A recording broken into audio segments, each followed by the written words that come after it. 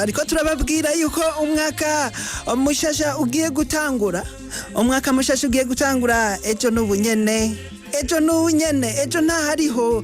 Igihe cyose uriko uravuga uvuga ejo hazokwamara ejo ugeze ejo uzokwama uvuga ejo rero n'ubunyene bisa nuko twamaze kugera ku munsi w'ejo. Reka rero tuze dutangurane umwaka mushasha dufise vision no kuvuga ni kubona muri wewe icyo wokora kugira ngo ejo uzohagere wateguye ico kintu. Ni ishusho rero y'ibizoba ejo. Ingorane dufise rero ni kutabona iryo yerekwa ry'ejo.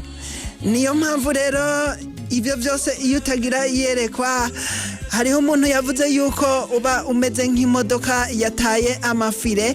Imodoka yataye amafire rero niyo ifata inzira ikifashe cyose ibomora.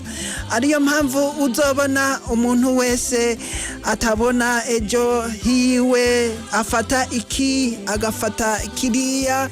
Uno musi akunda uyu, ejo agakunda uriya. Turatahaje n'abageni rero no musi bagize mariage uno musi, nizere ko nabo nyine banezerewe.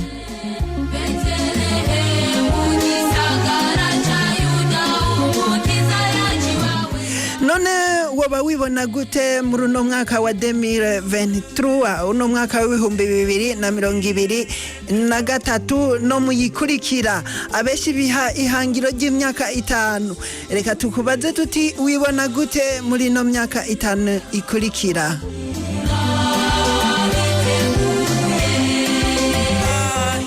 Ibintu rero Imana ibigufashijemwo ntiwibaze ngo biza kujya kwigitangaza.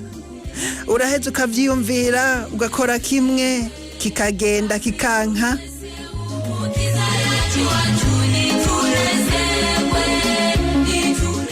Wacizerera urakibandanya. Imana isaba yuko ugumizako.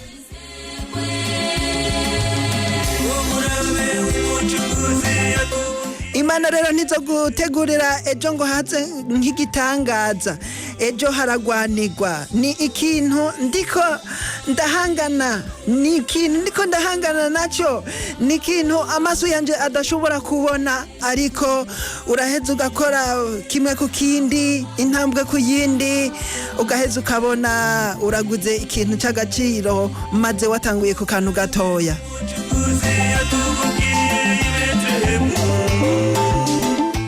Niho havuye rero za talenta Imana yaha abantu ngo badandaze. Twe rero Imana yaduhaye ubuzima. Nabibabwiye yuko hariho n'abadafise kubona n'amaso yabo, maze bakabonesha umutima, agashobora kwakira igitari murazi ngene kigoye, akakivuza neza bigakomera. Ariko twebwe natwe umenga ntavyo twoshobora, turiko turabiraba.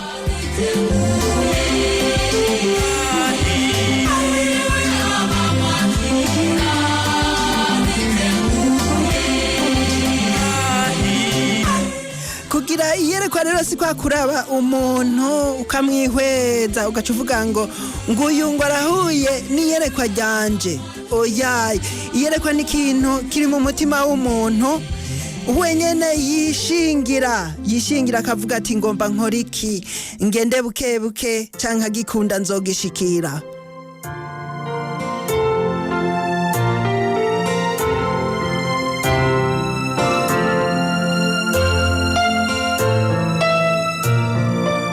Nizere ko twese uno musi abatarashika ku byo twipfuza twobandanya ivyo twatanguye twiyumvira yuko twobibandanya. Vyiza ariko ibiri bibi tuzi ko ari bibi tubihebe. Uno mwaka ntitugakore ibara, ntitugakore bibi, ahubwo ibyiza tubibandanye tuvyubake. Murabizi ko inzu duhera ku mushinge. N'ijambo ry'Imana rero ni nkuko nyene bisaba kugumizako.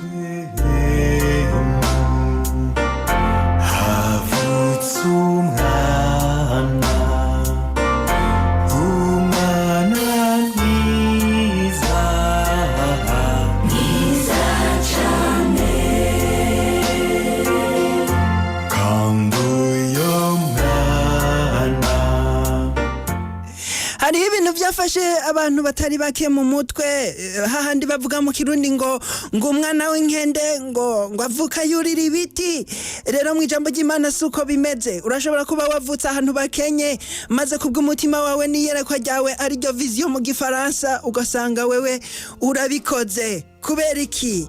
Wibaza ngo hari aho uba warabyize. Hari n'ababibamwo batavyize mu ishuri. Hariho abagwizatunga badafise amakaminuza canke ngo bahejeje humanité générale, ariko agarukira nko mu wa gatandatu ugasanga afise ibitagenda, ugasanga afise ibintu vyose abantu batangarira.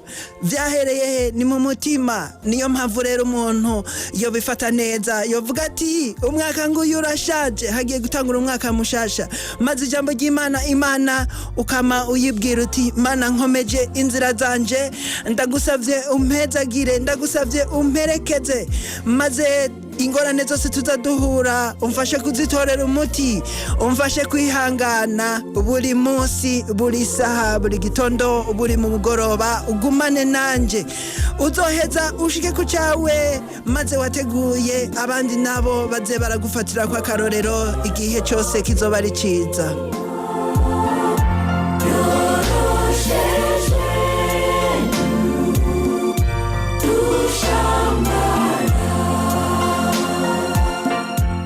Rero baraduhanura ngo ntituze twonone abantu, ntituze twonone ibintu, kuko iyo wononye ikintu canke ukaba wononye umuntu ukamugirira nabi, biragorana kugira ngo umusubize uko yarari. Biragorana kugira ngo ikintu canke umuntu ngo umusubize uko yarari. Rero ntuje wonone ibintu hanyuma ngo uhishwe no kubizobitunganya. Inzu barayitunganya bakayisubiramwo, mugana nyene ntigaruka nka kwa kundi. Niyo mpamvu rero ibintu tutobyonona, ahubwo reka dufashanye kuzoheza ngo twubake igihugu, twubake ibintu, twongere twubakire n'abantu, tubicishe muri mutima mweranda. Ntuzobura no gushimirwa n'Imana Data rugira byose. Umwaka mwiza mwese muri mu gihugu. Imana ibandanye ibaherekeza, ibahezagire aho muba mwubahwe.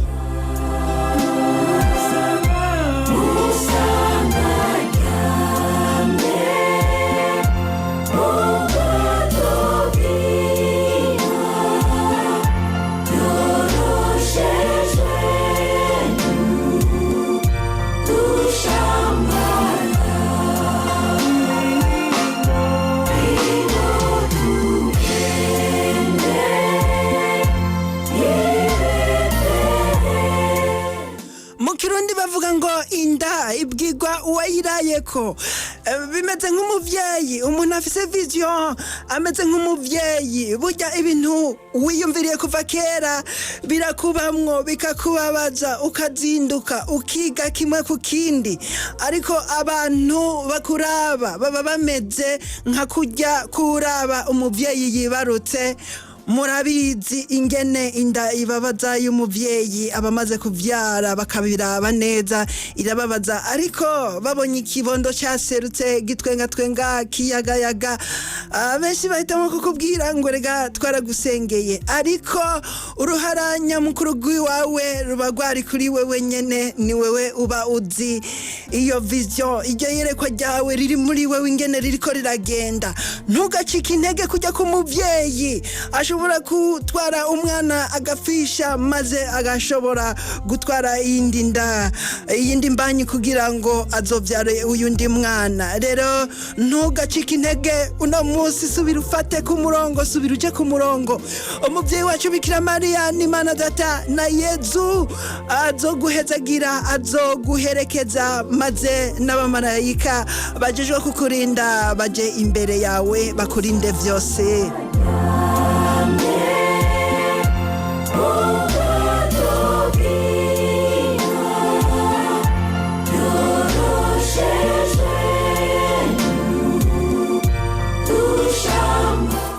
Twese rero twabayeho kubw'umugambi w'Imana. Reka uyu mugambi w'Imana muri uwo mwaka uzobatanguriremo mwese, maze tuzohure itarike nk'iyi y'umwaka w'ibihumbi 2023. Umwe wese yiyaga ivyo yakoze. Twese twarafashanije mu gusenga, maze no mu bikorwa kugira ngo bigende neza.